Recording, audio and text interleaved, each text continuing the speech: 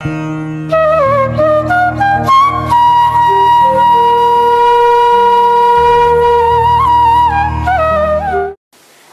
தனை அகம் சேர்க்கும் உயர் வள்ளுவம். இந்த தொடர் வகுப்பு மூலம் கற்க கசடர அமைப்பின் முயற்சியில் கம்பவாரதி இலங்கை திரு ஜெயராஜ் அவர்களின் உரையை வழங்குவதில் பெரும் மகிழ்ச்சி அடைகிறோம்.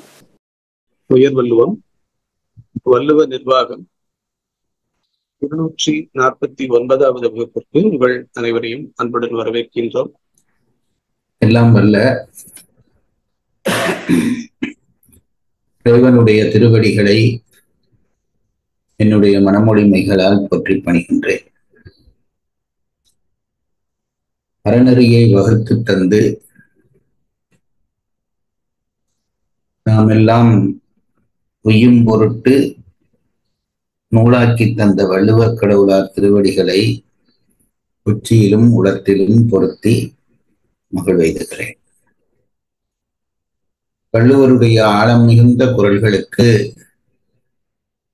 தெளிவும் சுருக்கமும் மிக்க உரை செய்து நமக்கு வழிகாட்டி கொண்டிருக்கக்கூடிய பரிமேலழகர் திருவடிகளை போற்றி வணங்குகின்றேன். இந்த நூல்களில் ஆர்வத்தை ஏற்படுத்தி வழிகாட்டியவர்களாகிய ஆசிரியர் பெருந்தகைகள் திருவடிகளுக்கு என் பணிவார்ந்த வணக்கங்கள். உயர் வள்ளுவம் என்கின்ற இந்த சங்கமத்தை நிறுவி பல ஆண்டுகளாக அதனுடைய வளர்ச்சியை உள்வாங்கி சிறப்புற நிகழ்த்தி கொண்டிருக்கக்கூடிய இளையோருக்கு என் வணக்கமும் வாழ்த்தும் உரித்தாகட்டும். இந்த சங்கமத்தில் இணைந்து திருக்குறளை ஆழத்தோடு கற்கின்ற உங்கள் அனைவருக்கும் என் வாழ்த்துக்களை தெரிவித்து மகிழ்கின்றேன். திருவள்ளுவர் தன்னுடைய நூலை 4 விதமாக பிரித்துக் கொள்கிறார். அதிலே முதல் பகுதி பால் என்றும், அடுத்த பகுதி இயல் என்றும், அடுத்த பகுதி அதிகாரம் என்றும், அடுத்த பகுதி குறள் என்றும் வகுக்கப்பட்டிருக்கிறது. பால் என்பது நூலினுடைய பெரும்பகுதியாக கருதப்படுவது.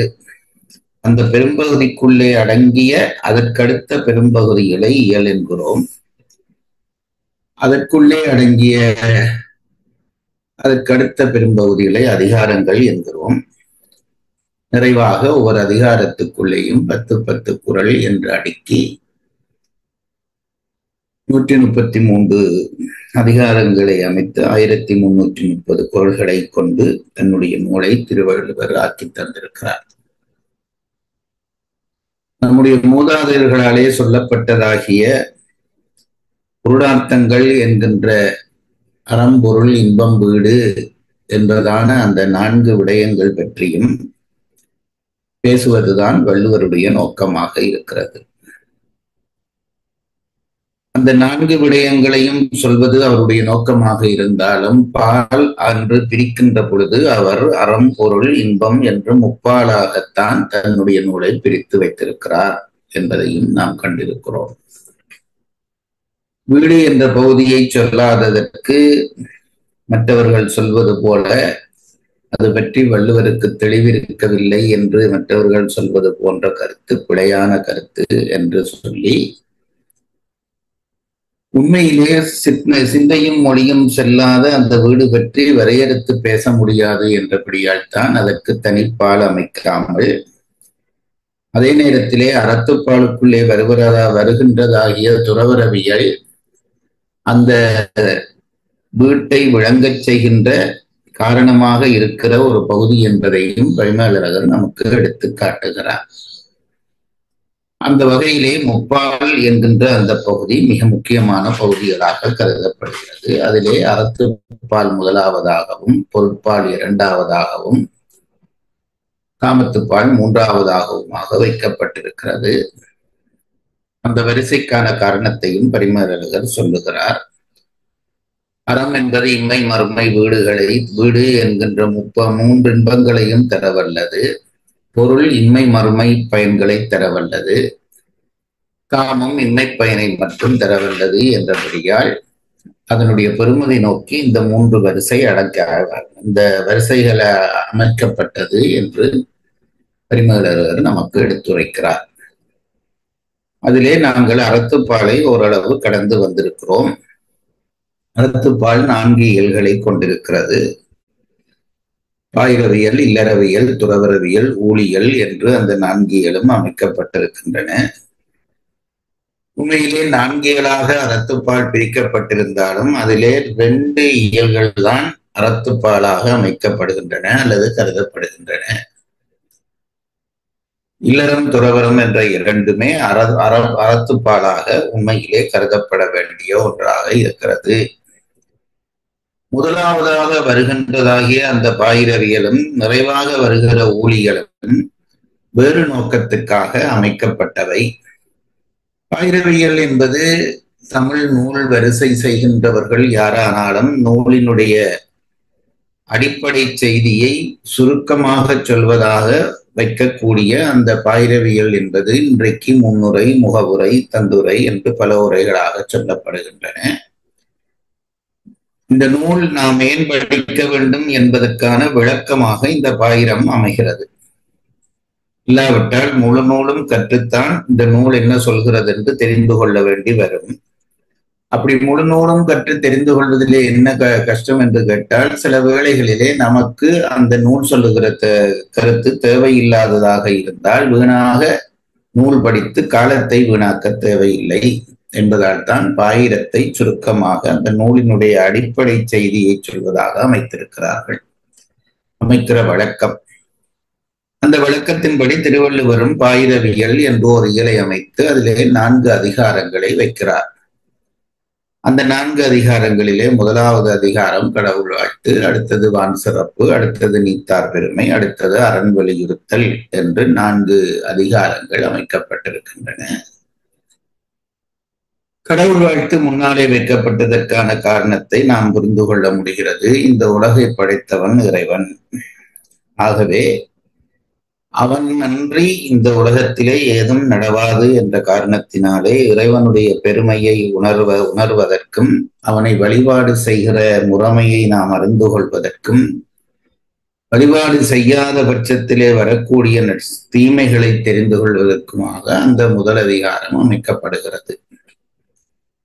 அதை தொடர்ந்து வருகிறதாகிய மழை அல்லது வான் சிறப்பு என்கின்ற அந்த அதிகாரம். வான் சிறப்பு என்ற அதிகாரம் இயற்கையின் குறியீடாக அமைக்கப்படுகிறது. உலகத்தை படைத்தவன் இறைவன், அவனால் படைக்கப்பட்ட இயற்கையை சுட்டுவதாக மழை என்ற அதிகாரம் அமைக்கப்படுகிறது. இயற்கையினுடைய குறியீடுகளாக பல இருந்தாலும் இறைத்தன்மை கொண்டது மழை என்ற காரணத்தினாலே இயற்கையை குறிப்பதற்காக வான் சிறப்பு என்ற அதிகாரத்தை திருவள்ளுவர் அமைத்து காட்டுகிறார். அதற்கு அடுத்தது இந்த இயற்கைக்குள்ளேதான் அறரகசியங்கள் எல்லாம் இறைவன் பொருத்தி வைத்திருக்கிறான். இறைவனால் அந்த இயற்கைக்குள்ளே பொருத்தி வைக்கப்பட்டிருக்கக்கூடிய அறரகசியங்களை முற்றுமுழுதாக தெரிந்து உலகத்திற்கு உரைக்க வல்லவர்கள் முற்றும் துறந்த துறவிகள் என்றபடியால் அடுத்த அதிகாரமாக நீத்தார் பெருமை வைக்கப்படுகிறது. நான் முன்பும் சொல்லி இருக்கிறேன், துறவிகள் பற்றி 2 இடங்களிலே சொல்கிறார் அறத்துப்பாலிலே. ஒன்று ஆரம்பத்திலே வருகிற நீத்தார் பெருமை, அதுக்கு அடுத்ததாக உள்ளே வருகிறதாகிய துறவரவிகளிலே வரக்கூடிய துறவிகள். இந்த 2 துறவிகளுக்கும் வித்தியாசம் இருக்கிறது. முதல் துறவி முற்றும் துறந்த துறவி, பின்னாலே வருகிற துறவரவியலிலே வருகிற துறவிகள் துறவு நோக்கி முயல்வோர் என்று அந்த பிரிவுகளை நாம் தெரிந்து கொள்ள வேண்டும். அதற்கு பிறகு 3வது அதிகாரம் முடிந்த பிறகு 4வது அதிகாரமாக அந்த துறவிகளாலே எடுத்து சொல்லப்பட்ட அறத்தினுடைய வலிமை உரைப்பதாக அடுத்த அதிகாரம் அமைகிறது. ஆகவே கடவுளால் படைக்கப்பட்ட இயற்கைக்குள் பொருந்தி இருக்கக்கூடிய அற ரகசியங்களை உரைக்க வல்ல முற்றும் துறந்த முனிவர்கள், அவர்களால் சொல்லப்பட்ட அறத்தினுடைய வலிமை என்று 4 விடயங்களை சொல்லி மொத்த நூலினுடைய அடிப்படை செய்தி இதுதான் என்பதை உணர்த்தி பாயிரவியலை திருவள்ளுவர் முடித்துக் கொள்கிறார். அது முடிந்த பிறகு அறத்துப்பால் தொடங்குகிறது. உண்மையான அறத்துப்பால் தொடங்குகிறது. அதிலே இல்லறத்தை முற்பகுதியாக எடுத்துக்கொள்கிறார். அறம் 2 கூறாக பிரிக்கப்படும். இல்லறம், துறவரம் என்று 2 கூறாக பிரிக்கப்படும். என்பதை நாங்கள் பார்த்திருக்கிறோம். அதிலே இல்லறம் என்பது பற்றுகிற அறம், பற்று வைக்கிற அறம். துறவறம் என்பது பற்று நீக்குகிற அறம். இந்த ரெண்டையும் அறமாக ஏற்றுக்கொண்டார்கள். பற்று வைப்பதிலும் அறம் உண்டு, பற்று விடுவதிலும் அறம் உண்டு. அதிலே பற்று வைக்கின்ற அறம்தான் நாங்கள் காணுகிற இல்லறம் என்கின்ற பகுதி. இல்லறத்திலே வள்ளுவர் சொல்ல நினைக்கிற விடயம் என்னவென்று கேட்டால், ஒருவன் அன்பை விருத்தி செய்து கொண்டு அந்த அன்பின் விருத்தியினாலே சமுதாயத்தினுடைய எல்லை மனிதனை வரை தொட வேண்டும் என்பதுதான் இல்லறத்திலே வள்ளுவர் சொல்ல வருகிற விடயம். அதனால்தான் இல்வாழ்க்கை என்ற அதிகாரத்தோடு அந்த பகுதி தொடங்குகிறது. இல்வாழ்க்கை வாழ விரும்புகிற ஒருவன் 11 கடமைகளை செய்ய வேண்டும் என்று வகுத்து காட்டி, அந்த 11 கடமைகளையும் பழியஞ்சி பொருள் தேடி, அந்த பழியஞ்சி தேடிய பொருளை பகுத்துண்பதனாலே இல்லறம் நடத்த வேண்டும் என்பதான நுட்பமான விடயங்கள் பலவற்றை சொல்லுகிறார். அதற்கு பிறகு இல்லறம் நடத்துவதற்கு ஒரு ஆடவனுக்கு ஒரு பெண்ணினுடைய துணை தேவை என்பதனாலே வாழ்க்கை துணையிடம் பேசி, அதற்கு பிறகு அந்த ஒரு கணவனும் மனைவியும் இணைந்து வாழ்கிற பொழுது ஏற்படுவதாகிய புதல்வரை பெறுதல், மக்கள் பேரினுடைய இனிமை சொல்லி, அதனாலே பிறக்கிற அன்பு சொல்லி, அந்த அன்பு மெல்ல மெல்ல விருத்தியாகி சமூகத்துக்குள்ளே கசைவடைவது பற்றி சொல்வதற்காக விருந்து என்ற அதிகாரம் சொல்லி, பிறகு சமுதாய மனிதனாக மாறத் தொடங்குகிறவன் மனம் மொழி மெய்களால் தூய்மையுற்றிருக்க வேண்டும் என்ற செய்தியை பல அதிகாரங்களாலே விருத்தி சொல்லி, அப்படி தூய்மையுற்ற ஒருவன், மனம் மொழி மெய் ஆகிய 3ம் தூய்மையுற்ற ஒருவன், அவனுடைய அன்பு சமுதாயத்திலே விரிந்து விரிந்து செல்கிற பொழுது அந்த விரிவினுடைய காரணமாக அவன் சமுதாயத்தை தன் குடும்பமாக நினைக்க தலைப்படுவான். அப்படி நினைக்க தலைப்படுகிறவன் தன்பொருளை பிறர்காற்றுகிற தகுதி பெறுவான். தன்பொருளை பிறர்காற்றுகிறது என்று வருகிற பொழுது தனி மனிதனுக்கு செய்கிற உதவி, சமுதாயத்துக்கு செய்கிற உதவி என்று 2ஆக பிரித்து கொண்டு, தனி மனிதனுக்கு செய்கிற உதவியை ஈகை என்றும், சமுதாயத்திற்கு செய்கிற உதவியை ஒப்புரவென்றும் இனங்காட்டி, இவற்றை செய்வதனாலே சமுதாயம் இவனை நேசிக்கத் தொடங்கும், அதனாலே புகழ் உண்டாகும் என்று கூறி அந்த புகழ் என்ற அதிகாரத்தோடு இல்லறவியலை முடித்து விடுகிறார். அதிலே இருந்து துறவரவியல் தொடங்குகிறது. அன்பினுடைய விருத்தி அருளாகிற பொழுதுதான் துறவு தொடங்கும். கிட்டத்தட்ட இல்லறத்தினுடைய நிறைவிலே அருள் பெறுகிற தகுதி பெறுகிறான், இல்வாழ்வான். ஆகவே அங்கிருந்து துறவரவியலை தொடங்குகிறார். அந்த துறவரவியலை 2 கூறுகளாக பிரித்துக் கொள்கிறார்கள். அருளுடைமை பேசிய பிறகு 2 கூறுகளாக பிரிக்கிறார்கள். ஒன்று விரதம், அடுத்தது ஞானம். விரதம் என்பது ஏற்கனவே பெற்ற அன்பு விருத்தியினால் பெற்ற தகுதியை மேலும் விருத்தி செய்து கொள்வதற்கான கட்டுப்பாடுகளாக அமைகிறது. அது புலால் மறுத்தலிலே இருந்து கொல்லாமை வரையும் அதிகாரங்களிலே ஒருவன் தன்னை தூய்மைப்படுத்திக் கொள்ள செய்கிற முயற்சிகளாக அந்த விரத பகுதி அமைகிறது. அந்த விரத பகுதியை ஒருவன் கடைபிடிக்கிற பொழுது அதன் பயனாக ஞானம் உருவாகிறது. ஞானத்தை சொல்வதற்காக 4 அதிகாரங்கள் வைக்கிறார். அதிலே ஒன்று நிலையாமை, அடுத்தது துறவு, அடுத்தது மெய்யுணர்தல், அடுத்தது அவாரத்தல் என்று 4 அதிகாரங்கள் வைத்து இந்த நாளும் நிறைவேறுகிற பொழுது ஒருவன் பிறந்ததனுடைய நோக்கத்தை அடைகிறான் என்கின்ற உண்மையை நமக்கு சொல்லுகிறார். எப்பொழுதும் நான் சொல்வேன், ஒருவன் ஒரு வியாபாரத்திலே முதலிட்டால் அந்த முதலினோடு அவன் மேலும் பயன்பெற வேண்டும். முதலையே திரும்ப திரும்ப பெற்று வைத்துக் கொண்டிருப்பது என்பது வியாபாரத்தினுடைய வெற்றியாகாது. 100 ரூபாய் போட்டு 100 ரூபாய் எடுத்தேன் என்றால் வியாபாரம் மெனக்கெட்டு செய்ய தேவையில்லை. அதுபோல இந்த உடம்பும் உயிரும் சேர்ந்திருக்கிறது. இந்த உடம்போடு உயிரோடு உடம்பு சேர்வதற்கு ஏதாவது ஒரு காரணம் இருக்க வேண்டும். அந்த காரணம் உயிரினுடைய வளர்ச்சி நோக்கியதாக இருக்க வேண்டும் என்று நம் பெரியவர்கள் நினைத்தார்கள். இன்றைக்கு உடம்பை கொண்டு உடம்பை பேணுவதையே நாம் எல்லோரும் ஒரு வழக்கமாகவும் நாகரிகமாகவும் கொண்டிருக்கிறோம். நம் உடம்பை வைத்து உடம்பை பேணுவதுதான் எல்லாருக்கும் நோக்கமாக இருக்கிறது. உடம்பை வைத்து உயிரை பேண வேண்டும். உயிரை பேணுவது என்பது அந்த உயிர் மீண்டும் மீண்டும் பிறக்காமல் செய்வது. அதனைத்தான் துறவறையினுடைய நிறைவிலே சொல்லிவிட்டு அதற்கடுத்ததாக ஊழியல் என்ற ஒரு இயலை வைக்கிறார். அதுவும் எதற்கு மறுதலையாக சொல்லப்படுகிற ஒரு பகுதி. அறம் செய்தால் வாழலாம், மரம் செய்தால் தாழலாம் என்ற செய்திக்கு மாறாக சில பேர் மரம் செய்து வாழ்கிறார்கள், சில பேர் அறம் செய்தும் தாழ்கிறார்கள். ஏன் என்பதற்கு காரணமாக ஊழினை விளங்கப்படுத்தி அத்தோடு அறத்துப்பாடை முடித்து விடுகிறார். அதற்கு பிறகு பொருட்பாடு ஆரம்பமாகிறது.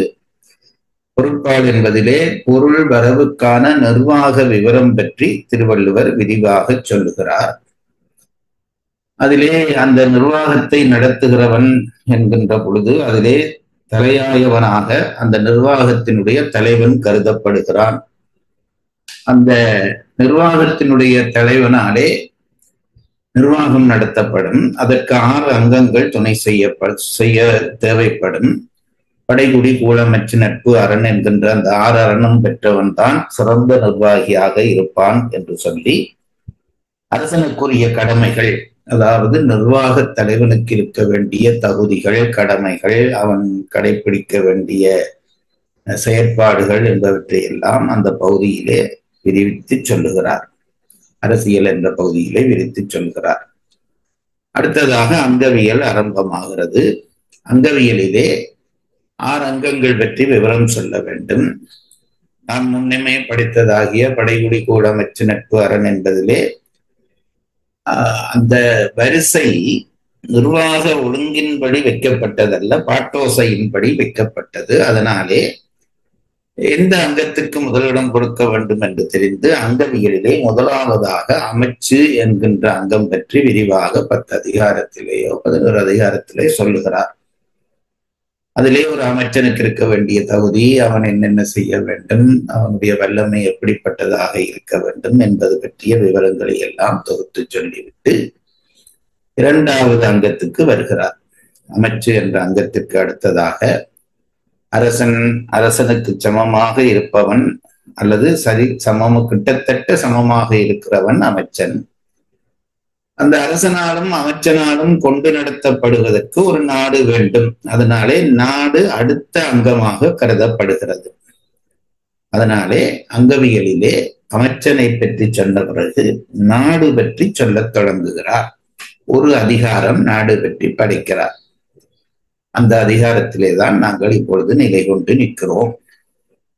அந்த ஒரு அதிகாரம்தான் சொன்னாலும் 10 குறளிலே ஒரு நாட்டுக்கான இலக்கணம் முழுவதையும் மிக தெளிவாக, மற்றவர்கள் நினைத்தும் பார்க்க முடியாத அளவிலே தெளிவாக சொல்லி வருகிறார் என்பதை நாங்கள் பார்த்திருக்கிறோம். 3 குறள்கள் படித்திருக்கிறோம். அந்த 3 குறள்களையும் ஒரு தரம் வாசித்து மேலோட்டமாக அது பற்றி சிந்தித்துக் கொண்டு 4வது குறளுக்குள்ளே இன்றைக்கு நாங்கள் நுழையலாம். நீங்கள் இனி படியுங்கள்.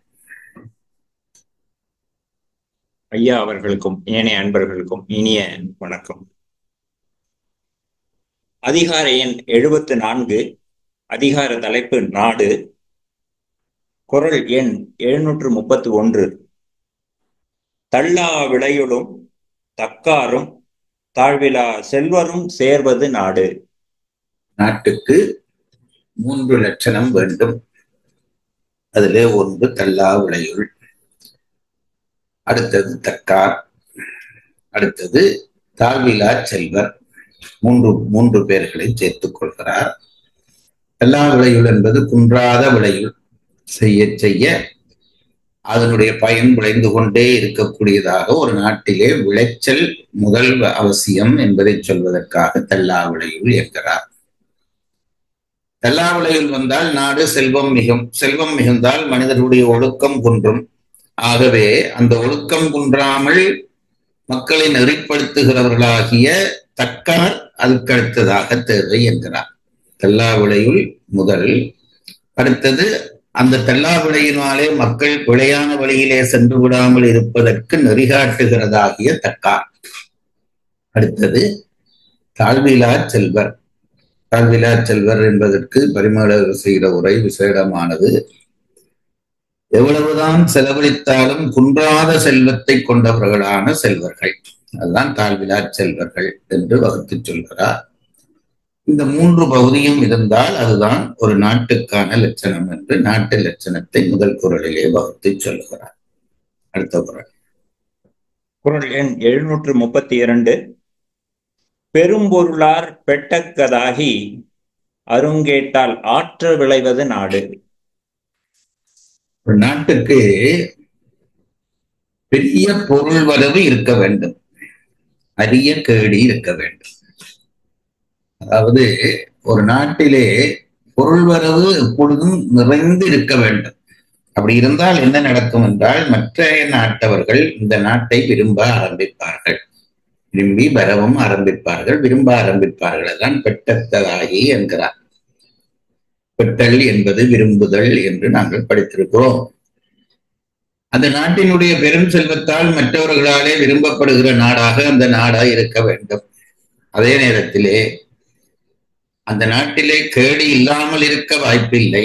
அப்படி இருக்கக்கூடிய கேடு அருங்கேடாக இருக்க வேண்டும், மிக குறைந்த கேடுடையதாக அந்த நாடு இருக்க வேண்டும் என்று நாட்டினுடைய 2வது லட்சணம் சொல்லுகிறார். முதலிலே சொல்லுகிற பொழுது சொன்னார், தல்லாவிடையுள் தக்கார் தாழ்விலா செல்வர், இது 3ம் கட்டாயம் இருக்க வேண்டும். பிறகு பெரும்பொருளால் விரும்பத்தக்க நாடாக இருக்க வேண்டும். அருங்கேட்டால் அந்த நாட்டிலே அருங்கேடு இருப்பதனாலே, அந்த குறளை படியுங்கள்.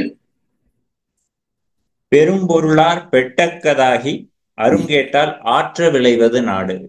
அருங்கேட்டால் ஆற்ற விளைவது நாடு, மிக குறைந்ததான கேடு கொண்டு அதனாலே அந்த உயர்ந்த விளைச்சலை தருவதாக அந்த நாடு இருக்க வேண்டும் என்கிறார். குறள் எண் 733. பொறையொருங்கு மேல் வருங்கால் தாங்கி இறைவர்க்கு இறை ஒருங்கு நேர்வது நாடு. அதாவது விஷயம் நாங்கள் அன்றைக்கு படித்தோம், அது முக்கியமான விஷயம் என்று சொன்னேன். 3 தகுதி இருக்க வேண்டும். தல்லாவளியுள் தக்கார் தாழ்விலா செல்வர், பெரும்பொருளாம் இருக்க வேண்டும், அருங்கேடு இருக்க வேண்டும். இனி 3வது குறளுக்கு வருகிறார். இது ஒரு நாட்டினுடைய, இதுவரை சொன்னது ஒரு நாட்டினுடைய அடிப்படை செல்வ வசதிகளை சொல்லி இருக்கிறார். இனி தன் நாட்டிலே விளையக்கூடிய வசதிகளை கொண்டு தன் நாட்டு மக்களை ஒருவன் பேணுவது என்பது அடிப்படை கடமை. ஆனால் அந்த அளவோடு உன்னாட்டையும் உன் மக்களையும் மட்டும் பார்த்து கொண்டு ஓய்ந்துவிடு என்று சொன்னால் மானுடத்தன்மை கட்டுவிடும் என்று நினைக்கிற திருவள்ளுவர் சொல்லுகிறார். இத்தனை வசதியும் உன் நாட்டிலே இருந்தால் அயலிலே இருக்கக்கூடிய நாடுகள் பல காரணங்களாலே அந்த நாட்டு மக்கள் துன்புறுகிற பொழுது உன் நாட்டை நோக்கி வருவார்கள், அகதிகளாக வருவார்கள். அப்படி வருகிற பொழுது அவர்களை காக்க வேண்டிய கடமை அந்த நாட்டு மன்னனுக்கு இருக்கிறது. மற்ற நாட்டு மக்களை காப்பாற்றுகிறார், என் நாட்டு மக்களைத்தானே அரசர் காப்பாற்றுகிறார், நாம் ஏன் வரிப்பணம் செலுத்த வேண்டும் என்று நினையாமல் அரசன் மற்ற நாட்டிலே இருந்து வருந்தி வருகிறவர்களை காக்க வேண்டும். அப்படி காப்பதற்காக அந்நாட்டு மக்கள் மனமுவந்து தம்முடைய வரிப்பணத்தை செலுத்த வேண்டும் என்று சொல்லி மிக இன்றைய நவீன சிந்தனைகளை, நவீன சிந்தனையாளர்களுடைய அரசியல் சிந்தனையை உள்வாங்குகிறார். அப்படி வெளியிலே இருந்து வருகிற அகதிகளுக்கு எப்படி வசதி செய்து கொடுக்க வேண்டும் என்று பரிமாளர் சொல்லுகிற செய்தி முக்கியமானது. தத்தம் நாட்டிலே அவர்கள் இருந்தது போல அவர்களை வாழ வைக்க வேண்டும் என்று சொல்வதாக அந்த 3வது குறள் அமைகிறது. இனி 4வது குறளுக்குள்ளே இன்றைக்கு நுழைவோம். குறள் எண் 734. குறள். உரு பசியும் ஓவா பிணியும் செரு பகையும் சேராது இயல்வது நாடு. இதுவரையும் ஒரு நாட்டினுடைய இருக்க வேண்டிய விஷயங்களை சொன்னார். முதல் 2 குறளிலே இருக்க வேண்டிய விஷயம் சொல்லி அந்த நாட்டினுடைய தகுதி இப்படி இருக்க வேண்டும், முறையொருங்கு வருகிற பொழுது அதை தாங்குகிற நாடாக இருக்க வேண்டும், இவையெல்லாம் இருக்க வேண்டிய விஷயங்கள். இனி இருக்கக்கூடாத விஷயங்கள் சொல்லுகிறார். அதுல என்ன முதல் விஷயம் என்றால் உருபசி இருக்கக்கூடாது, ஓவாப்பிணி இருக்கக்கூடாது, செருபகை சேரக்கூடாது. முதல் 3 குறளிலே ஒரு நாட்டுக்கு இருக்க வேண்டிய லட்சணங்களை சொன்னவர். சிலது இருந்தால் லட்சணம், சிலது இல்லாமல் விட்டால் லட்சணம். அது எல்லா விஷயத்திலும் அது உண்டு. சிலது இருந்தால் லட்சணம். ஒரு பெண்ணுக்கு அழகான முடி இருந்தால் லட்சணம், தீய குணம் இல்லாமல் விட்டால் லட்சணம். ஆகவே சிலது இருப்பது லட்சணமாகும், சிலது இல்லாதது லட்சணமாகும். இதுவரை இருக்கிற லட்சணங்கள் சொன்ன திருவள்ளுவர் இனி ஒரு நாட்டுக்கு இவை இல்லாமல் இருந்தால் அது லட்சணமாகும் என்று சொல்வதாக இந்த குறள் அமைகிறது. படியுங்கள். குறள். உறுபசியும் ஓவா பிணியும் செருபகையும் சேராது இயல்வது நாடு. உரை. உறுபசியும் மிக்க பசியும் ஓவா பிணியும் நீங்காத நோயும் பெருபகையும் சேராது புறத்து நின்று வந்து அழியும் செய்யும் பகையும் இன்றி இயல்வது நாடு. இனிது நடப்பதே நாடாவது. இந்த மூன்றும் இல்லாமல் நாடு இனிது நடக்க வேண்டும். அதிலே சொல்லுகிறார் உறுபசி. குரு என்ற வார்த்தைக்கு மிக்க என்று பொருள். பசி இல்லாமல் ஒரு நாடு இருக்காது. கடும் பசியினாலே ஒரு நாடு வாழக்கூடாது. அதைத்தான் உறுபசி என்கிறார். உறுபசியும் அடுத்தது ஓவாப்பிணியும். ஓவாப்பிணி என்று ஓவாதல் என்பதற்கு நீங்காத நோய், மாறாத நோய் அந்த நாட்டை வாட்டக்கூடாது. நோயே இல்லாத ஒரு நாடு இருக்க வாய்ப்பில்லை. ஆனால் சில நோய்கள் வந்தால் நீங்காது. அப்படி நீங்காத நோய் இல்லாத நாடாக அந்த நாடு இருக்க வேண்டும். அதுதான் ஓவாப்புணியும். செருவகையும் சேராது. இது ரெண்டும் அந்த நாட்டுக்குள்ளேயே இருக்கக்கூடிய விஷயங்கள். இனி வெளியரசர்கள் வந்து இந்த நாட்டை தாக்கி வருத்துகிறதாகவும் இருக்கக்கூடாது. அதுதான் செருவகை. முதல் சொன்ன ரெண்டும் அந்த நாட்டிலேயே இருக்கக்கூடியது உறுபசி, ஓவாப்பிணி.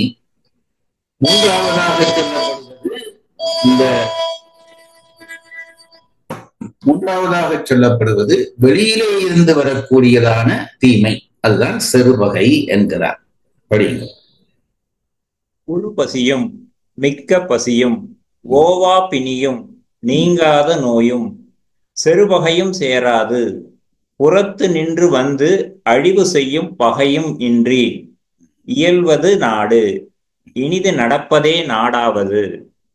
இனிது நடப்பதே நாடாவது. எல்லாருக்குமாக சொல்லுகிறேன். இந்த எழுத்துகளுக்கான உச்சரிப்பை நாங்கள் ஆரம்பத்திலேயே நமக்கு போதிக்கப்படாததால் விட்டுவிட்டோம். இந்த ஒரு நமக்கு இப்ப நீ என்ற உச்சரிப்பிலே 2 எழுத்து வைத்திருக்கிறோம். 2 சுழி போடுகிற நீ, 3 சுழி போடுகிற நீ. அது மாதிரி லாவிலே 3 லா வைத்திருக்கிறோம். ராவிலே 2 ரா வைத்திருக்கிறோம். ஒவ்வொன்றுக்கும் உச்சரிப்பு வித்தியாசம் இருக்கிறது. அந்த உச்சரிப்பு வித்தியாசம் காட்டப்படாத பட்சத்திலே பொருள் வித்தியாசம் வந்துவிடும். ஆகவே அதிலே கொஞ்சம் மெனக்கெடுங்கள். நான் இதனை எப்பொழுதும் சொல்லி வருகிறேன். மெனக்கெட வேண்டியது கட்டாயம். இல்லாவிட்டால் என்ன ஆகும் என்றால் பொருள் பிழை வந்துவிடும். அதுல ஒரு கஷ்டமும் இல்லை. நம்முடைய மொழியிலே இன்ன எழுத்து வருவதற்கு இன்ன வகையிலே நீ உன்னுடைய வாயை செட் பண்ணி கொண்டால் அந்த உச்சரிப்பு வரும் என்று வகுத்து காட்டியிருக்கிறார்கள். அது பற்றி இன்னொரு நாளைக்கு விரிவாக பேசுவோம். பிணி என்று சொல்லுகிற பொழுது அது 3 சுழி நீ. பிணி 2 சுழி நீனா வச்சுங்க பிணி என்று வந்துவிடும். ஆகவே நாங்கள் அதை உச்சரிக்கிற பொழுது பிணி என்று உச்சரிக்க முயல்கள். திடீரென்று எடுத்தாற் போல் வராது. அது நீங்கள் வாசிக்கிற ஒவ்வொருவரும் அப்படி வாசித்து பழக வேண்டும் என்று நினைத்துக் கொள்ளுங்கள். உறுபசியும் ஓவா பிணியும். பிணியும் என்று வந்துவிட்டால் அது வேற அர்த்தம். பிணி என்றால் தான் நோய். சரி. உரை குறிப்பு. உறுபசி உழவருடைமையானும் ஆற்ற விளைதலானும் சேராதாயிற்று. அதாவது இப்ப சொல்ல வந்த விடயம் என்னவென்றால் பெருமைகள் பிடித்துக் கொள்கிறார். 3 விடயங்கள் இருக்கக்கூடாது. முதல் 3 குறளிலே இருக்க வேண்டியது சொல்லிவிட்டால் இப்பொழுது இருக்கக்கூடாது சொல்ல தொடங்குற 3 விடயங்கள் இருக்கக்கூடாது. அதிலே ஒரு பசி இருக்கக்கூடாது. அதாவது மிக்க பசி அந்த நாட்டிலே இருக்கக்கூடாது.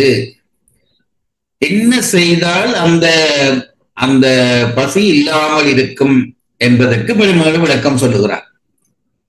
என்னென்ன விஷயங்கள் இருந்தால் அந்த பசி இல்லாமல் போகும் என்பதை விளங்கப்படுத்துகிறார். ஒரு பசி, இந்த கடுமையான பசி என்று ஒரு பசியை சொன்னோமே, அது எப்படி இல்லாமல் போகும் என்றால், உழவர் உடைமையானும், அந்த நாட்டிலே நிறைய விவசாயிகள் இருக்க வேண்டும். இப்போதெல்லாம் விவசாய நிலங்களை வீட்டு நிலங்களாக மாற்றிக்கொண்டிருக்கிற ஒரு உலகத்துக்கு வந்து கொண்டிருக்கிறோம். ஒரு நாட்டினுடைய தனிச்சிறப்பு என்பது அந்த நாட்டிலே இருக்கக்கூடிய விவசாயியாலே தான் நடக்கும்.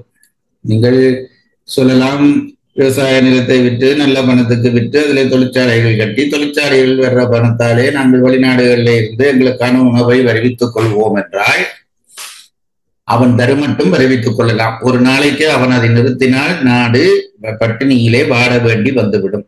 ஆகவே என்னதான் வளர்ச்சி பெற்றாலும் விவசாயத்தை குன்ற விடக்கூடாது என்று திருவள்ளுவர் நினைக்கிறார். பரிமேலழகர் அதை சொல்லுகிறார். ஒரு பசி எப்படி இல்லாமல் போகும் என்றால், உழவர் உடைமையானும், உழவர்கள் இருக்கிறதுனாலே ஒரு பசி இல்லாமல் போகும். உடைமையானும் என்று வந்து விட்டபடியால் இன்னொரு விஷயமும் இருக்கிறது என்று தெரிகிறது. இதனாலும் என்று வந்து விட்டபடியால் இன்னொரு விஷயம் அதையும் அடுத்து சொல்லுகிறார். உழவர் உடைமையானும் ஆற்ற விளைதலானும் சேராததாயிற்று.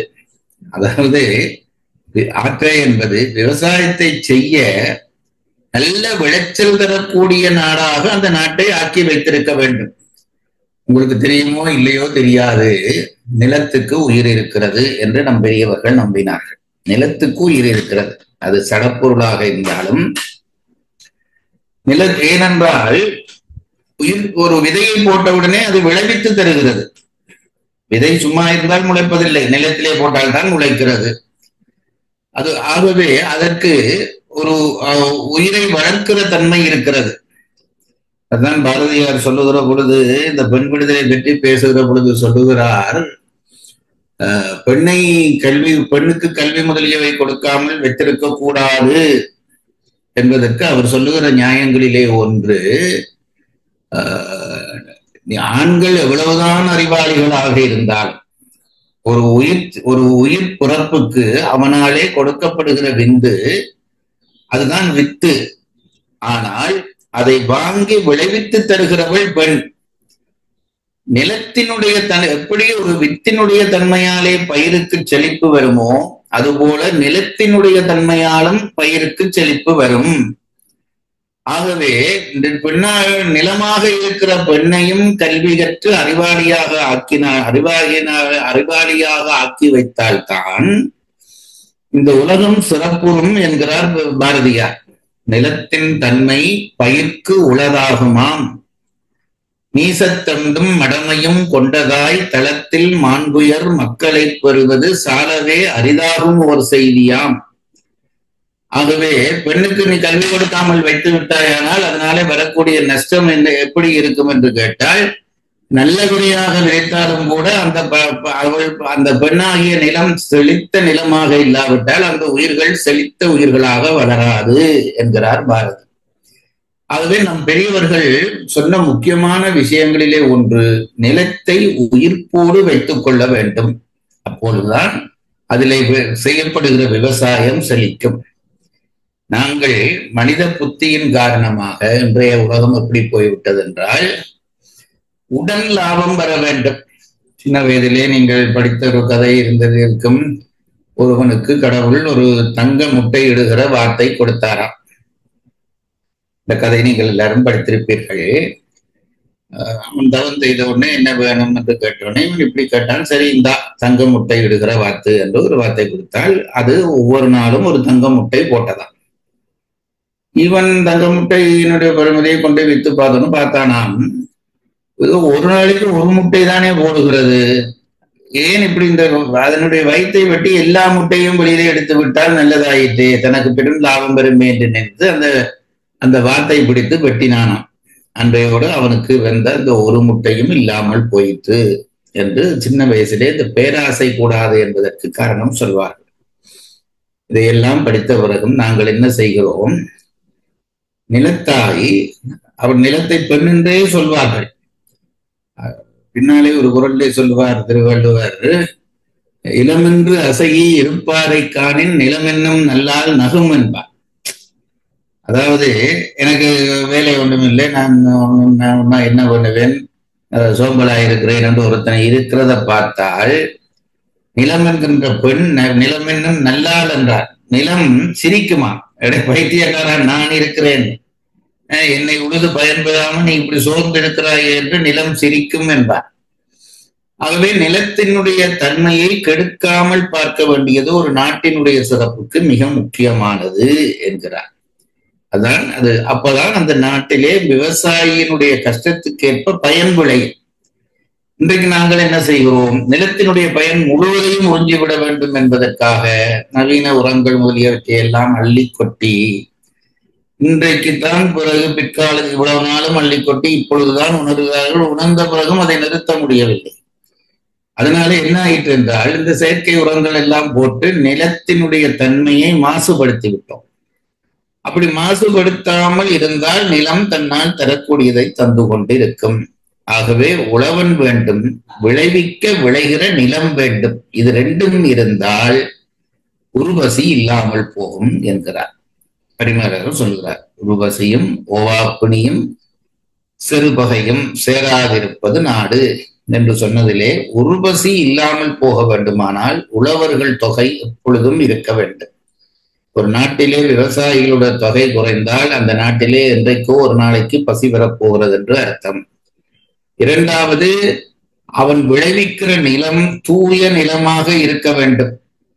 அது ரொம்ப செத்த நிலத்திலே பயிர்கள் விளையாது. நிலத்தை நாங்களே சாக்காட்டி விட்டு பயிர் விளையவில்லை என்று சொன்னால் அது நம் குற்றம். ஆகவே ஒரு நாட்டிலே உழவர்கள் உழுதொழில் செய்கிறவர்கள் இருக்க வேண்டும். அதுக்கென்று ஒரு அதிகாரம் பின்னாலே படிக்கிறார் திருவள்ளுவர். உழவு என்றே ஒரு அதிகாரம் படிக்கிறார். ஆகவே உழவன் வேணும், அவன் விளைவித்தால் விளையக்கூடிய நிலம் வேண்டும். இது ரெண்டும் இருந்தால் அந்த நாட்டிலே ஒரு பசி வாராது என்கிறார். வழக்கமாக திருவள்ளுவர் முன்னுக்கு சொல்லுகிற பொழுது இன்னென்ன வருகிற பொழுது இன்னென்ன வேண்டும் என்று சொன்னார். இப்போ நீங்குவதற்கு என்னென்ன வேணும் என்று சொல்லுகிறார். உருவசி நீங்க வேண்டும். உருவசிக்கு விளக்கம் சொல்ல தேவையில்லை. உருவசி இருக்கிறது, மாறாத பசி. அதுக்கு அது நீங்க வேண்டுமானால் உழவரும் நல்ல நிலமும் வேண்டும் என்று சொல்லுகிறார். அப்படி உருவசி உழவருடைமையானும் ஆற்ற விளைதலானும் சேராதாயிற்று. ஆற்ற என்பது விவசாயம் செய்ய விளைகின்ற காரணத்தினாலும் அந்த நாட்டிலே உருவசி சேராததாயிற்று, இல்லாமல் போகும். ஓவா பிணி தீக்காற்று மிக்க குளிர் வெப்பங்களும் நுகரப்படுவமாற்றது தீமையும் தீமையும் இன்மையின் சேராததாயிற்று. அதாவது முதல்ல உருவசி தீங்காததற்கு ரெண்டு வழி சொன்னார். ஒன்று, விவசாயி இருக்க வேண்டும். விவசாயம் செய்தால் விளைகிற நிலம் இருக்க வேண்டும். இது முதல் பகுதி. இப்ப ஓவாப்பிணி மாறாத நோய் இல்லாமல் போவதற்கு வழி, அது இருக்கிறதுக்கு வழி தேவைப்படாது, இல்லாமல் போவதற்கு வழி என்ன என்பதற்கு சொல்லுகிறார்.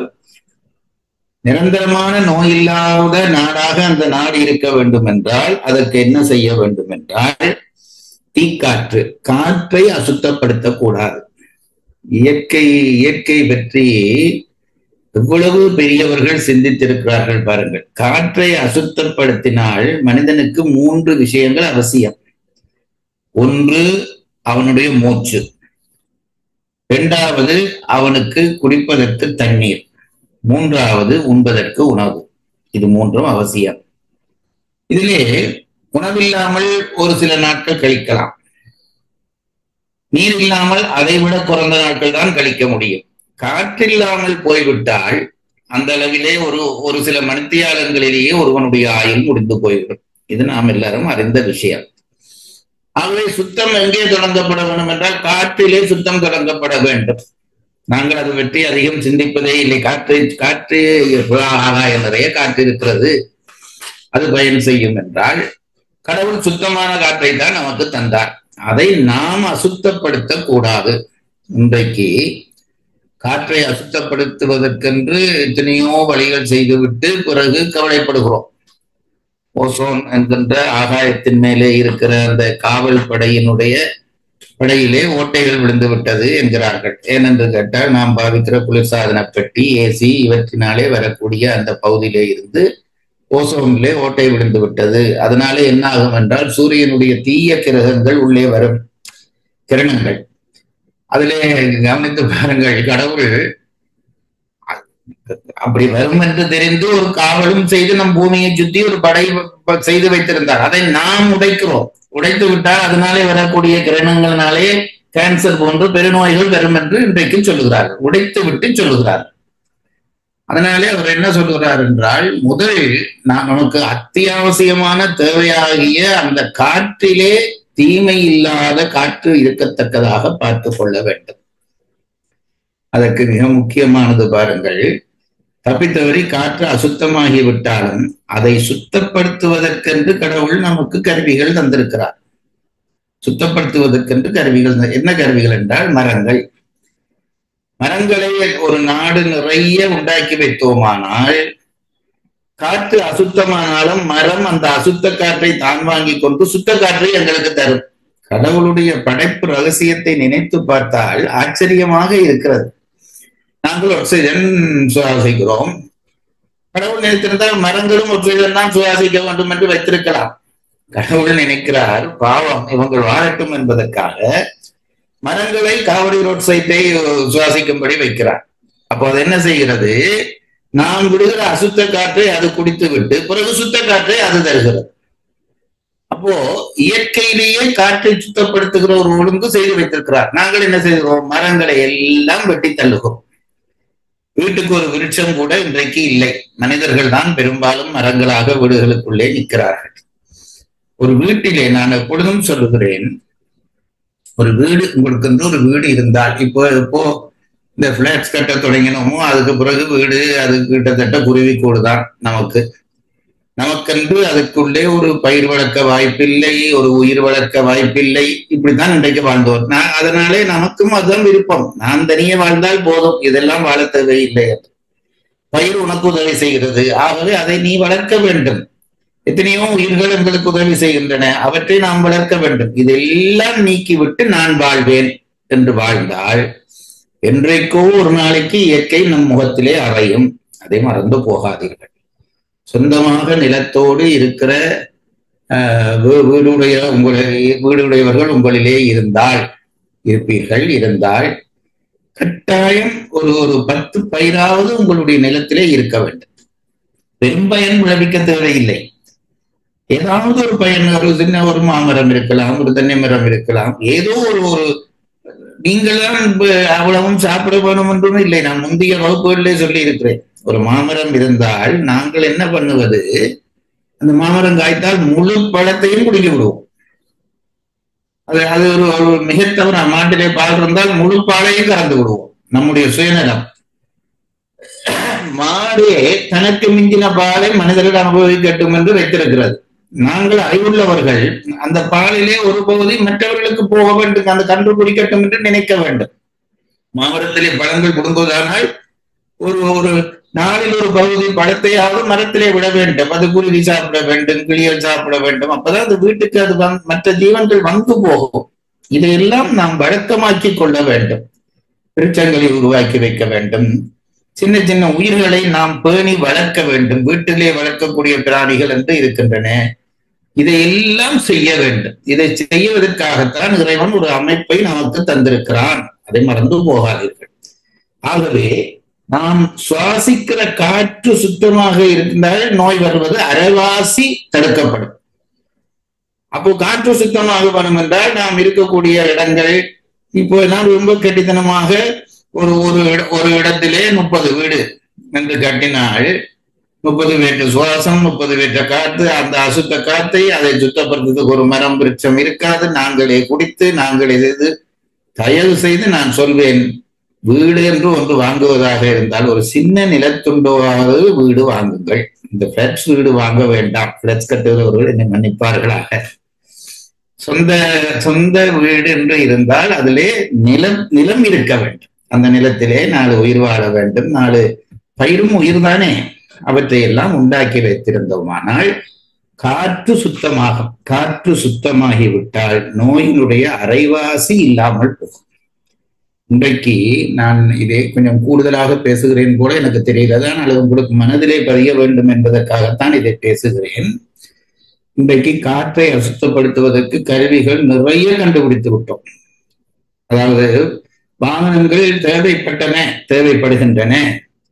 ஆனால் அதை ஆடம்பரமாக்கி ஒரு மனிதன் போவதற்கு ஒரு கார் வைத்திருக்கிறோம். கார்ல சீட்டே அவன் 5 பேருக்கு போட்டிருக்கிறான். ஆனால் 5 பேரை நாங்கள் ஏற்றி கொண்டு போக மாட்டோம், ஆளுக்கு ஒரு கார் வேண்டும். அப்போ அந்த கார் விடுகிற நச்சு புகையெல்லாம் சேர்ந்து இன்றைக்கு காற்று நஞ்சானபடியால் தான் அந்த ஓவாப்பிணி, இப்ப கொரோனா வந்து நம்மை தாக்கியது, இதெல்லாம் எங்கேயோ விளைவுகள் நாங்கள் செய்வதனுடைய எதிர்விளைவுதான் என்பதை புரிந்து கொள்ள வேண்டும். அதனாலேதான் சொல்லுகிறார் முதலிலே காற்றை தீக்காற்று என்று சொல்லுகிறார், தீய காற்று. அடுத்தது 2வது விஷயம், இந்த ஓவாப்புணி இல்லாமல் இருக்க வேண்டும் என்றால் அதிக குளிரும் இருக்கக்கூடாது, அதிக சூடும் இருக்கக்கூடாது. இது 2ம் இல்லாமல் பார்த்து கொள்ள வேண்டும். நான் எப்பொழுதும் வெளிநாடுகளுக்கு போனால் நான் சொல்லுகிற விஷயம், நம்முடைய தாய்நாட்டை விட்டு இந்த பாவ மண்ணிலே வந்து இருக்கிறீர்களே என்றுதான் நான் அங்கே தொடங்குவேன். என்ன காரணம் என்றால், அந்த நாட்டிலே ஒழுக்கம் இல்லை. ஒழுக்கம் இல்லைன்னு நான் மனிதர்களை சொல்லவில்லை, இயற்கையிலேயே ஒழுக்கம் இல்லை. குறிப்பிட்ட நாட்களிலே பனியாக கொட்டுகிறது. பனி கொட்டி 2-3 அடிக்கு பனி நிரம்பி விடுகிற அளவுக்கு இருக்கிறது. குறிப்பிட்ட நாட்களிலே தாங்க முடியாத வெயிலாக இருக்கிறது. இது 2ம் வாழ்வதற்கு இந்த இடம் பொருத்தமில்லை என்பதற்கான அடையாளம். நம்முடைய கீழே தேசங்களிலே தான் ஞானம் உதித்ததாக சொல்கிறார்கள். இதை ஞான பூமி என்றும் அதை பொருள் பூமி என்றும் பொருட்பூமி என்றும் சொல்வார்கள். ஞானம் உதிப்பதற்கு ஒழுக்கம் அவசியம். நம்முடைய மண்ணிலே ஞானிகள் தோன்றியதற்கு காரணம் என்னவென்றால், நம் மண்ணினுடைய அமைப்பே ஞானம் பெறுவதற்கான மண்ணாகத்தான் அமைந்திருக்கிறது. இங்கே கடுங்குளிரும் இல்லை, கடும் வெப்பமும் இல்லை, எல்லாத்திலும் ஒரு சமநிலை இருக்கும். இது ரொம்ப முக்கியம் என்கிறார். அடுத்தது நோய், அந்த கொடுநோய் ஓவாப்பிடி வராமல் இருப்பதற்கு இதுவும் அவசியம். காற்று சுத்தமாக இருக்க வேண்டும், கடும் குளிர் இருக்கப்படாது, கடும் வெக்கை இருக்கப்படாது. 3வது படியுங்கள். தீக்காற்று மிக்க குளிர் வெப்பங்களும் நுகரப்படுமற்றது என்றால் அந்த மிக்கவர் என்று சேர்த்துக் கொள்ளணும். மிக்க குளிர் மிக்க வெப்பங்களும் நுகரப்படுமற்றது, தீமையும் இன்மையும் சேராதாயிற்று.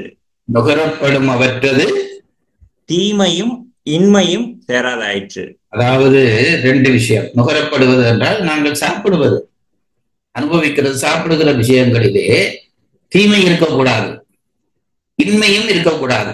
சாப்பிடுகிற விஷயங்களிலே தீமை எவ்வளவுக்கு எவ்வளவு சேர்க்க முடியுமோ சேர்த்து விட்டோம். லண்டனுக்கு போயிருந்த பொழுது எனக்கு ஆச்சரியம். என்னுடைய அண்ணா வீட்டிலே போய் இருந்தேன். நான் கொஞ்சம் சமையல் செய்வேன், என் அண்ணாவுக்கு நான் சமைக்கிறது விருப்பம். இன்றைக்கு ஏதாவது சமையல் என்று சொன்னார், சரி என்று சொன்னேன். என்ன சமைப்போம் என்றால், கத்திரிக்காயிலே ஒரு பொரிச்ச குழம்பு வைப்போம் என்று சொன்னேன்.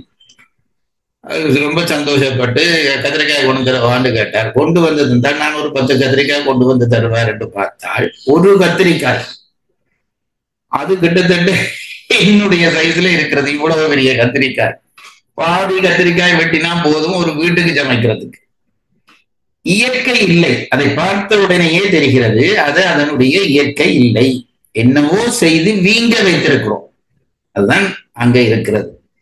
ஆகவே நுகரப்படுமற்றினது தீமை இருக்கக்கூடாது. தேவையில்லாத விஷயங்களை அதுக்குள்ளே ஏற்றி அதை பெருசாக்கி என்ன எங்களுக்கு லாபம் பெற வேண்டும், அவ்வளவுதான் மனுஷ புத்தி.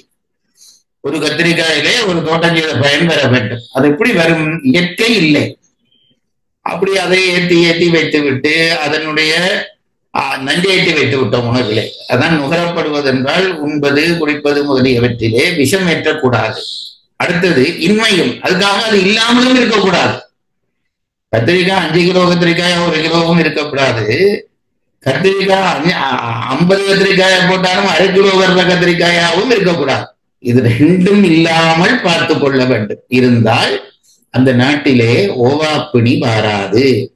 திரும்ப சொல்லுகிறேன், அந்த நாட்டிலே நோய் இல்லாமல் போக வேண்டுமென்றால் காற்று சுத்தமாக இருக்க வேண்டும், குளிரும் வெப்பமும் சமநிலையாக இருக்க வேண்டும்.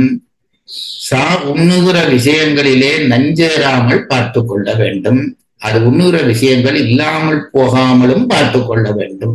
இவ்வளவத்தையும் பரிமேலழகர் சிபாரிசு செய்கிறார்.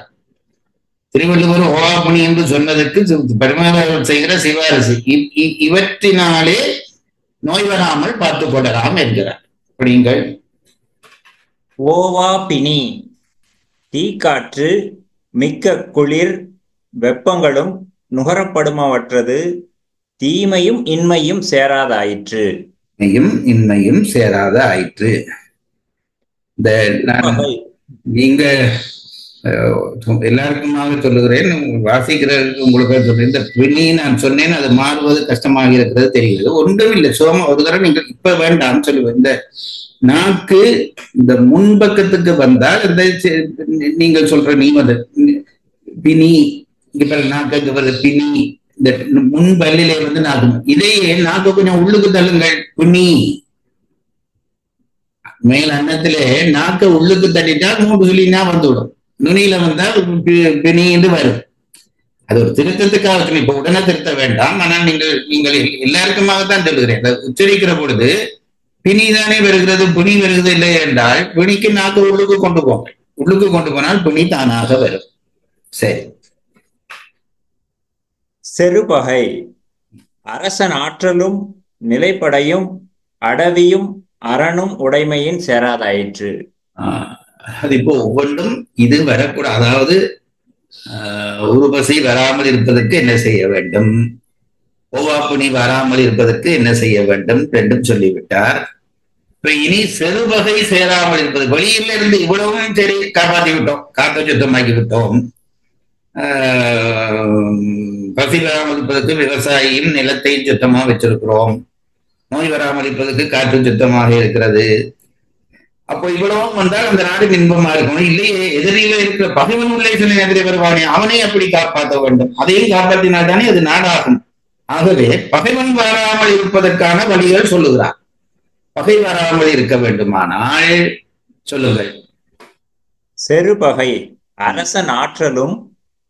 முதல் பகைவர்கள் வந்து நம்மை துன்புறுத்தாமல் இருக்க வேண்டுமானால் அரசன் வீரனாக இருக்க வேண்டும். அரசன் ஆற்றல் உள்ளவனாக இருந்தால் பகையை தடுக்க முடியும். ஆகவே அதற்கு அரசனுடைய ஆற்றல் முக்கியமானது என்கிறார். அரசனது ஆற்றலும் நிலைப்படை, அதாவது காவல் செய்திருக்கிற காலாட்படை, நிலையாக நின்று போர் செய்வதற்கு துணையாகிறதாகிய படை, அதுதான் நிலைப்படை என்கிறார். அடவி என்றால் காடு. அடவி என்ற வார்த்தைக்கு காடு. ஒரு காலத்திலே எதிரிகள் நிலத்தின் வழியாகத்தான் வந்தார்கள். நிலத்தின் வழியாகவும் நீரின் வழி, ஆகாயத்தின் வழியாக அப்போ வர தொடங்கவில்லை. இந்த ரைட் சகோதரர்கள் பல நன்மையும் செய்து தீமையும் செய்து விட்டு போய்விட்டார்கள். என்னென்றால் இது விமானம் கண்டுபிடிக்கப்பட்ட பிறகு போரில் தர்மம் எல்லாம் இல்லாமலே போய்விட்டது. மேலாளை வந்து யாரும் அவனுக்கும் குண்டு போட்டு விட்டு போகலாம். இன்றைக்கு யுத்தம் அப்படித்தான் வந்து விட்டது. அப்போ இந்த நாட்டுக்குள்ளே அந்த காலத்திலே பகை வராமல் இருப்பதற்கு அரசன் தான் வலியவனாக இருக்க வேண்டும். ஒன்று. இரண்டாவது, இந்த நாட்டை சுற்றி காடு உண்டாக்கி வைப்பார்கள். ரெண்டு பயன் அந்த காட்டாலே விளையும். ஒன்று, நாட்டை சுற்றிய காட்டினாலே நாட்டிலே சுத்த காத்து கிடைக்கும். அது நான் முன்னமே சொல்லிவிட்டேன். இரண்டாவது, காடே அரணாக காவல் செய்யும். காட்டுக்குள்ளாலே புகுந்து எதிரி உள்ளே வர முடியாது என்றால் இவர்களுக்கு பழக்கமான காடு, அதுக்கு நாட்டுக்காரனுக்கு சொந்தமான காடு. அவனுக்கு தெரியும், அவன் வர்ற பொழுது எங்க இருந்து அடிச்சா விடுவான் என்று தெரிஞ்சு அடிக்க முடியும். ஆகவே காடு, அதுதான் அடவி என்கிறார். அடவியும்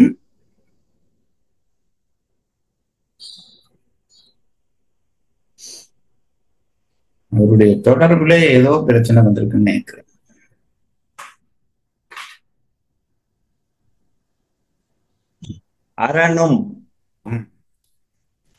அரண் என்பது காடே அரணாகும். இதை விட அரண்கள் அமைத்து வைப்பார்கள். மதில் முதலியவற்றை எல்லாம் அரண் என்பார்கள். பாகுபலி படத்திலே அதெல்லாம் அழகாக காட்டினார்கள். எப்படி எப்படி அரண்கள் வைக்கிறது என்ற முறையெல்லாம் காட்டினார்கள். அப்படி அரண்களும் உடைமையின் சேராதாயிற்று. இவ்வளவும் உடைமையும் இல்லை, இவ்வளவு அரண்களும் உடைமையின் அரசனுடைய பலமும் காடும் இந்த அரண்களும் உடைமையின் இவையெல்லாம் இருக்கிறதுனாலே செருவகை உள்ளே வர முடியாது என்கிறார். இந்த 3 விஷயம் இருக்கக்கூடாது சொல்லி இன்னென்ன இருந்தால் இந்த 3 விஷயமும் வராது என்று சொல்லி முடிக்கிறார். செருபகை அரசனாற்றலும் நிலைப்படையும் அடவியும் அரணும் உடைமையின் சேராதாயிற்று. மறுவாசிப்பு. குறள் எண் 734. உரு பசியும் ஓவா பிணியும் செருவகையும் சேராது இயல்வது நாடு. உரை. உரு பசியும் மிக்க பசியும் ஓவா பிணியும் நீங்காத நோயும் செருபகையும் சேராது புறத்து நின்று வந்து அழிவு செய்யும் பகையும் இன்றி இயல்வது நாடு இனிது நடப்பதே நாடாவது. உரை குறிப்பு. உரு பசி உழவர் உடைமையானும் ஆற்ற விளைதலானும் சேராதாயிற்று. ஓவா பிணி தீக்காற்று மிக்க குளிர் வெப்பங்களும் நுகரப்படுமவற்றது தீமையும் இன்மையும் சேராதாயிற்று. செருபகை அரசன் ஆற்றலும் நிலைப்படையும் அடவியும் அரணும் உடைமையின் சேராதாயிற்று. குறள் எண் 735. நிறுத்துவோமா? சரிங்க சரிங்க சரிங்க. ஒரு குறள் தான் படித்தாலும் அது, அதாவது இதுக்கு படித்த முன்னுக்கு படித்த 3 குறளும் ஒரு நாட்டுக்கு இருக்க வேண்டியவை. இன்றைக்கு படித்த குறளிலே இருக்கக்கூடாதவை. இருக்கக்கூடாதவை இந்த 3 என்றார். ஒரு பசி, ஓவாப்பிணி, செருபகை. இது 3ம் இல்லாமல் இருக்க வேண்டும் என்றால் என்னென்ன விட்டால் அதை இல்லாமல் செய்யலாம் என்று சொல்லி இந்த 3ம் இல்லாதிருப்பதுதான் நாடு. அது இல்லாதிருக்க பண்ணுவதற்கு நாட்டிலே இவ்வளவும் இருக்க வேண்டும் என்று வள்ளுவர் செய்த குறளுக்கு பரிமேலழகர் விரிவான ஒரு ராக ஆலாபனை பண்ணி நமக்கு விஷயம் சொல்லி இருக்கிறார். இன்றைக்கு இந்த ஒரு குறளோடு நிறுத்துவோம். அடுத்த வகுப்பிலே மற்றதை படிக்கலாம். நன்றிங்க. குறள் சொல்லும் நெறியை வாழ்வியலோடு இணைத்து நம்மையும் நம்மோடு சேர்ந்த சமூகத்தையும் உயர்த்துவோம். தொடர் வகுப்பின் பயன் அனைவருக்கும் சேரும் இந்த நோக்கத்தில் பங்கு கொண்டதற்கு நன்றி.